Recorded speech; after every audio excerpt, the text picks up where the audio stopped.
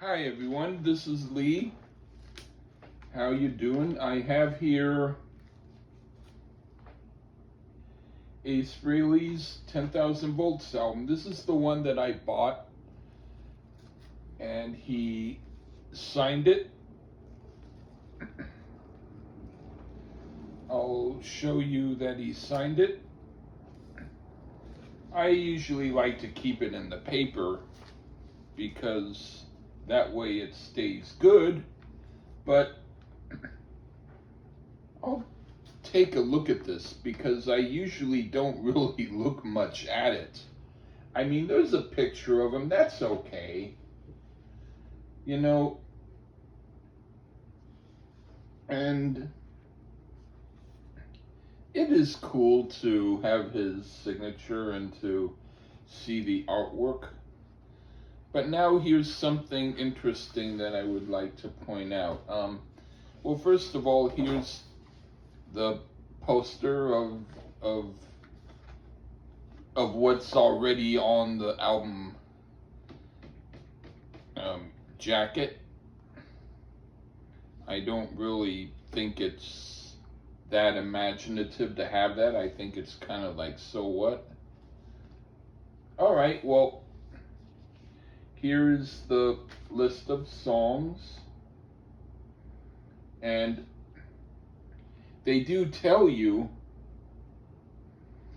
who writes the songs, but like for instance with 10,000 Volts, it mentions Ace Frehley, and then it mentions the publishing of that he has Ace Frehley, Smoking Guitar Music, ASCAP, Steve Brown, Brownstone Music, Yale Music, Lily Jade Brown Music, BMI, and David Julian, Cat Orb Music, ASCAP. Why couldn't they say written by Ace Frehley, Steve Brown, and David Julian? Why do they have to have their publishing alongside who wrote it? They can put the publishing, like, here's the credits to who wrote it. They could put right underneath it the publishing, or say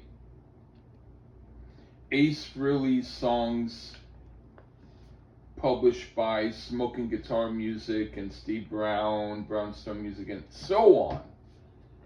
Why do they have to do that?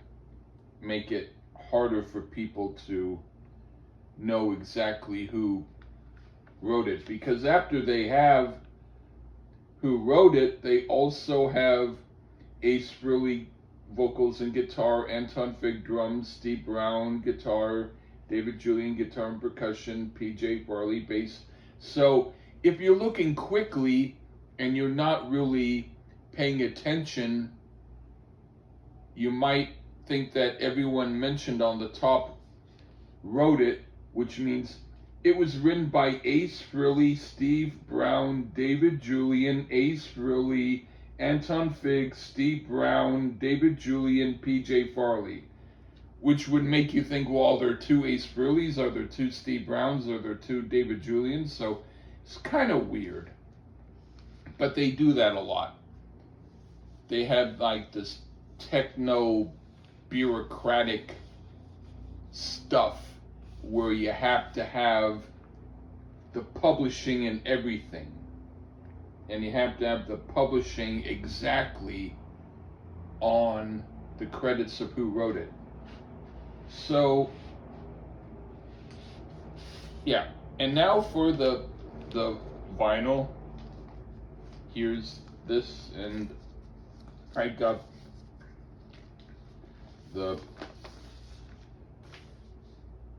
it said cherry splatter vinyl.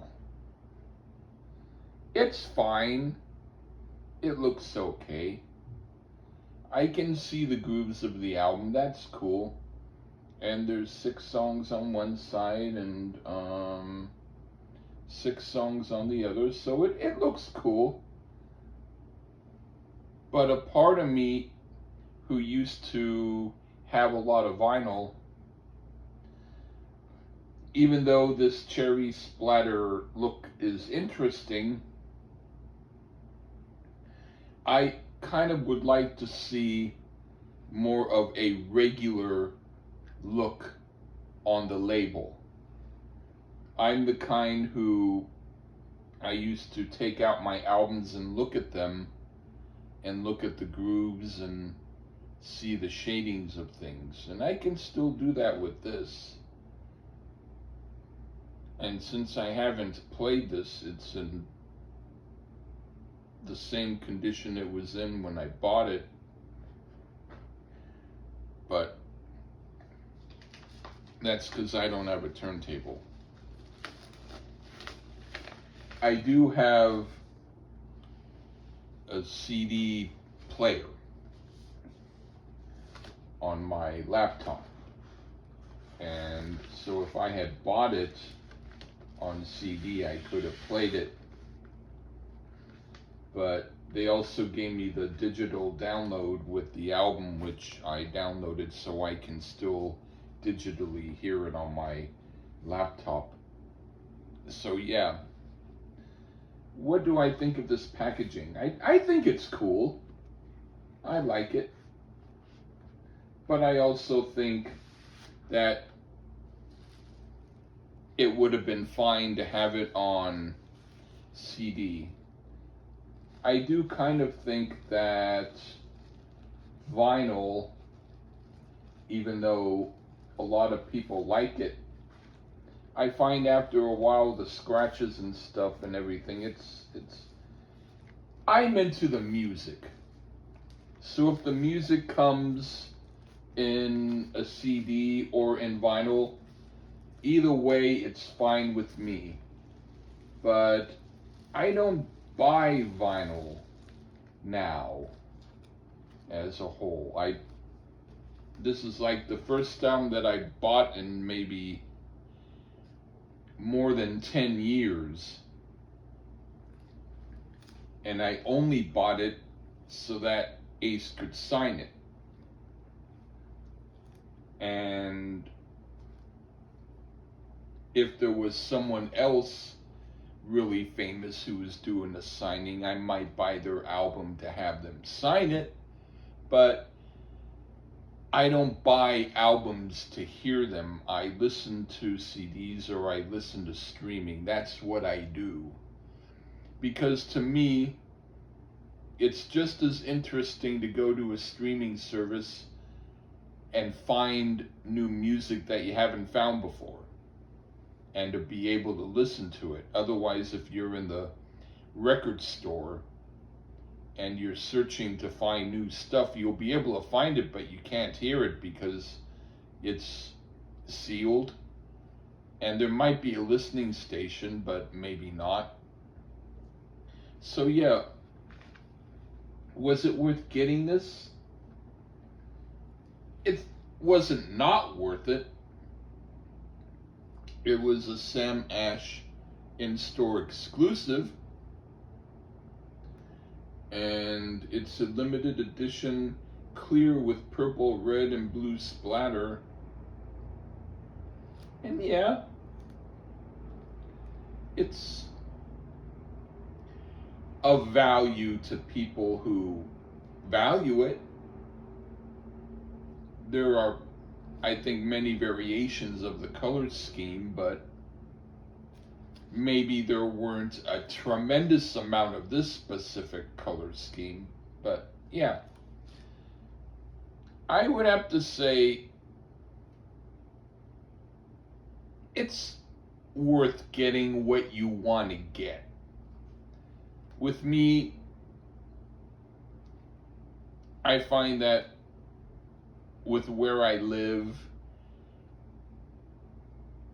I don't really have a tremendous amount of room for tons of records like I used to have. So I don't really get records. But yeah, I'm fine having this one. I wish that Ace had a song that he had written fully on his own, I don't mind the album. I think it's with some good stuff on it. But I also think in a way that getting an album by Ace Frehley is like getting a deck of baseball cards and finding when you open them you have most of the same cards from another deck that you bought. So you have repeats, but maybe a few different cards than you had before. That's sort of how I feel about Ace's career now, and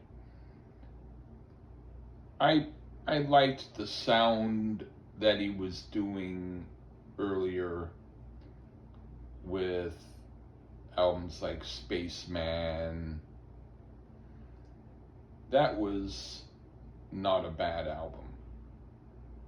And Space Invader was a good album. I didn't really like that song Space Invader, but the album was decent. I liked most of it a lot. And that's more the sound that I would prefer for Ace. But if he wants to work with Steve Brown, that's fine. I find that he's probably going to write still bits of songs, but as to whether or not he's going to come up with a original song only by him and have it on the album, I think that will be determined by whether or not he uses Steve Brown again, and if Steve Brown has his go get 'em, I'm going to direct this thing kind of attitude again. So yeah, I much prefer this over anything that Steve Brown has done on his own. There was one song that I had heard from one of his bands that I liked, but only one. And there's more than one song here that I like.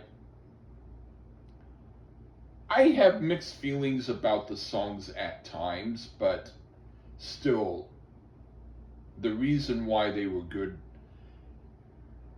or as good as they are, is because of Ace's involvement. If they were only written by Steve Brown, I'm pretty certain it would not be a good album at all. So anyway, I figured I would talk about this album in case you were interested in my views. Take care, everyone. Bye.